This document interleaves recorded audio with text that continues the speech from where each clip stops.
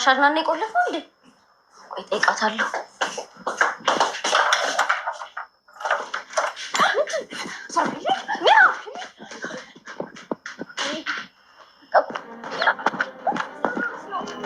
አንቺ ምን አባፈልሽ ነው የምትከተይኝ? ሚራ ቁሚ ብዬሻለሁ። ቁሚ። ለምን ከፈትሽ? ለምን ትከተይኛለሽ? አልፈልግም። አትምጭብኝ አልኩሽ እኮ። ታይኛል። አይ ወዴት ነው የምትሄጂው? ቁሚ። ዛሬ በዚህ ጦሰኛ ይኸው ካናን ጋር መጣላቴ ነው። ሉዋና ባልጠበቀችው መንገድ ወንጀለኛ ሆነች። ሮቤልን መቼውንም ቢሆን አይደለም በጠርሙስ በምንም ነገር ልታጠቃው አትፈልግም ነበረ።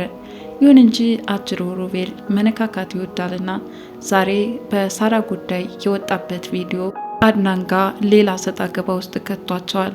ታዲያ እመናት ትመን ሲጨቃጨቁ ቆይተው ፖሊስ ይመጣልህና ለምትጠየቀው ሁሉ በስነ ስርዓት እንድትመልስ ተዘጋጅ ብሎታል። ይህ የወንድሙ ንግግር ክፉኛ አስፈርቶታል። ፖሊስ ዙሪያውን ተሰብስቦ ሮቤልን ሲጠይቀው የሚመልሰው ማጣፊያው አጥሮበታል። ምን ብዬስ እመልሳለሁኝ? ቀድሜ ወንድሜን ገድዬ ከመገላገል ውጭ ሌላ ምርጫ የለኝም ሲል ሀሳቡን አንጸባረቀ። በዚህ መልኩ አድናን ሮቤልን ለመክሰስ ልብሶችን ለባብሶ ወደ ውጭ ሊወጣ ሲል ግን ሌላ ከባድ ነገር ገጠመው። ይህኔ አድናን በጭራሽ ያደርገዋል ብሎ ያላስበውና በሮቤል እሸነፋለሁ ብሎ ያላመነበት ነገር ነበረ። ሆኖም ግን ሉዋና ደረሰችለት። ጀግናዋ ሉዋና ፍቅረኛዋን ከሞት ታደገችው። ባላሰበችው መንገድም የእህቷን ነፍሰ ገዳይ ምሱን እንዲቀምስ አደረገችው። በዚህ ሁኔታ እንግዲህ እሰጥ አገባው ቀጥሏል። እጅግ በጣም ከባባድ ሁነቶችም እየተመለከትን ነው። ለአድናን ቤት ጦርነት ከቃል በላይም ሆኗል። ታዲያ ዛሬ ላይ አድናንን በቀበቶ አንቄ መግደል አለብኝ በማለት ነት ዘሎ ጉርቦ ላይ የተጠመጠመበትና አድናን ደግሞ እስትንፋስ አጥሮት ነፍሱ ቁርጥ ቁርጥ እያለች በነበረበት አጋጣሚ ሉዋና ደረሰችና በጠርሙስ ፈነከተችው። ሮቤል ራሱን ስትወደቀ አይደለም አድናንን ለመግደል ይቅርና ዞር ብሎ ለማየት እንኳን እድሉን እንዲያገኝ አላደረገችውም። ጠርሙሱ ካረፈበት በተጨማሪ የወደቀበት ሲሚንቶም ክፉኛ ሳይጎዳው አልቀረም። ለማንኛውም በዛሬው ክፍል ሉዋና እጅግ የሚገርም ስራ ሰርታለች። ሰላም ጤና ይስጥልን የሉዋና ድራማ ተከታታዮች እንደምን አላችሁ? በያላችሁበት በዓለም ዳርቻ ሰላማችሁ ይብዛ እያልኩኝ ዛሬም እንደተለመደው ቀጣዩ ክፍል ምን ሊሆን ይችላል የሚለውን ዳሰስ እናደርጋለን። ዞሮ ዞሮ ሉዋና ክፉኛ ደንግጣለች በሰራችው ነገር። እጇ በወንጀል እንዲጨማለቅ አትፈልግም። አጅሮ ሮቤል ግን ገፋፍቶ ወደማይሆን ህይወት ወስዷታል። አሁን ላይ ታዲያ ሮቤል መንቃት ካልቻለ ፍለጋ ወደዚህ ቤት መጥቼ ፍቅረኛዬን ህይወቱን እታደጋለሁ ብዬስ ሌላ ህይወት እንዴት አጠፋለሁ ብላ ራሷን ልትወቅስ ትችላለች። ምክንያቱም ድርጊቱ ከተፈጸመ በኋላ ለብዙ ጊዜ ቆማ የሮቤልን መንቃትና ለመንቃት ስትከታተል እንደነበረ ተመልክተናታል። ለጊዜው ሚራ ከአካባቢው ርቃለች፣ የለችም። ይህንን ትርምስ አልተመለከተችም። ይልቁንስ ሲያስጨንቃት የነበረው እሱ ጉዳይ እሷም እጇ ስላለበት ጉዳችን ፈላ። የቪዲዮ ከአድናን እጅ ደረሰ ማለት ያልቅልናል። ምንም አይነት ርህራሄም አያስፈልግም። ስለዚህ እንግዲህ እኔ እናንተ እጆቻችን በካቴና እንደሚገቡ ቁርጠኛ ሁን እያለች ሮቤልን ስትነግረው ቆይታለች። አሁን ላይ ግን ነገሮቹ ተቀይረዋል። ሮቤል ቤታቸው ተዘርሯል። ለመነሳት እንኳን የሚያስችል አቅም ላይ አይደለም። ምናልባትም ፖሊስ ከመጣና በተፈጠረው ነገር ጥቆማ ደርሷቸው ጥያቄው ወዴት ያዘነብል ይመስላቸዋል? እህቷ የሞተችባት ሉዋና እዚህ ነገሮች ለጊዜው ገታ ያደርጓቸውና ስለ ሮቤልና ስለ ሚራ ጉዳይ እንዴት እንደዚህ ታደርጋላችሁ ብለው ምናልባትም ተከሳች ሊያደርጓቸው ይችላሉ። አለያም ራሱ ሮቤል ባደረሳችሁብኝ ነገር ከመክሰሴ በፊት እናንተም ቪዲዮ ላይ የተመለከታችሁት ሳራ እያላችሁ አትጨቅጭቁኝ፣ የማውቀው ነገር የለም በማለት ይሸመጥጣል። በዚህ ሁኔታ የሉዋና እህት የት እንደደረሰችና አሟሟቷ ምን ይመስላል የሚለው ነገር ጥያቄውን ለጊዜው የሚያቆዩት ይሆናሉ። ምክንያቱም አሁን እንደ ማስፈራሪያ የሚጠቀምበት ሉዋና ጉዳት ያደረሰችበትና አሊያም ደግሞ አሁንም እንከሳለን ብለው የሚያስቡ ከሆነ ቀን በላይ ጉዳት እንደደረሰበትና እንደታመመ በማስመሰል ሊከሳቸው እንደሚችል በክሱ ሂደትም ከፍተኛ የሆነ ፍርድ እንደሚፈረድበት እያሰበም ሊዝትባቸው ይችላል። በዚህ ሁኔታ ሮቤል ለጊዜው ከስጋት ነፃ ሊሆን ይችላል። በዚህ ድራማ ክፍል ሁላችሁም እየተናደዳችሁበትና ስለ ሳራ እውነት መውጣት አለበት፣ እንዴት እስካሁን ውስብስብ ሆኖ ይቀጥላል? እንኳን ቪዲዮ ሲገኝ ይቅርና እስካሁን ድረስ በጥርጣሬ ራሱ አድናንም ሆነ ሉና ማወቅ ነበረባቸው እንዳላችሁ መቼም መገመት አያዳግትም። ምክንያቱም እውነት ተደፍና መቅረት የለባትም። ፍትህ ለሳራ ያላችሁ ሁሉ እውነት ነው፣ ፍትህ ማግኘት አለባት። ይሁን እንጂ እየገጠሟቸው ያሉ ፈተናዎች ይህንን ሊያደርጉ አላስቻላቸውም። እንደውም አድናን በሚገባ ከወትሮ በተለየ ጸባዩ እጅግ በጣም ተቀይሮና ነገሮችን በጥንቃቄ የሚመረምርበት አጋጣሚ በጣም ይገርም ነበረ። ቢሆንም ግን አጅሬውን ማሸነፍ እጅግ የማይቻልና አደገኛ ሆኖ ተከስቷል። ያሰቡትና ባልጠበቁት መልኩ ወንጀል እንዲሰሩ አድርጓቸዋል።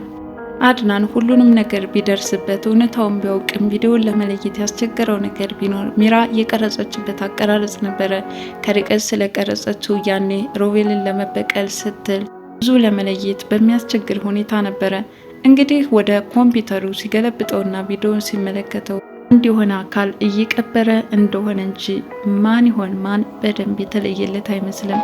ሳራ እንደሞተች የሰማው አድናን ዞሮ ዞሮ የሞተችው ሳራ ናት፣ የቀበራትም ሮቤል ነው በማለት ጥርጣሬውን ሮቤል ላይ ያሳድሮ ሮቤል ሁሉ ወደ ሕግ ከመሄዱ በፊት አንተ እመንልኝ፣ ከዛ በኋላ መፍትሄ እናበጅበታለን በማለት ጉዳዩን በጸባይ ለማጣራት ቢሞክርም ሮቤል ግን የሚጠብቀውን ያውቃልና ሙሉ በሙሉ ሽምጥጥ አድርጎታል። ስለምትለው ነገር ቢሆን እንኳን ሆኗል ብዬ ለማመን እቸገራለሁኝ። መልኩ ቆይቼም እያስታወስኩ ልነግር እችላለሁ። አሁን ግን ፖሊስ ጣቢያ የምትለውን ነገር እባክህን አቁምልኝ ሲል ነበረ በፍርሃት እየተናጠ ሲነግረው የነበረው። ፍላሹ ተመልሶ እጁ እንዲገባለት ፈልጎ ነበረ።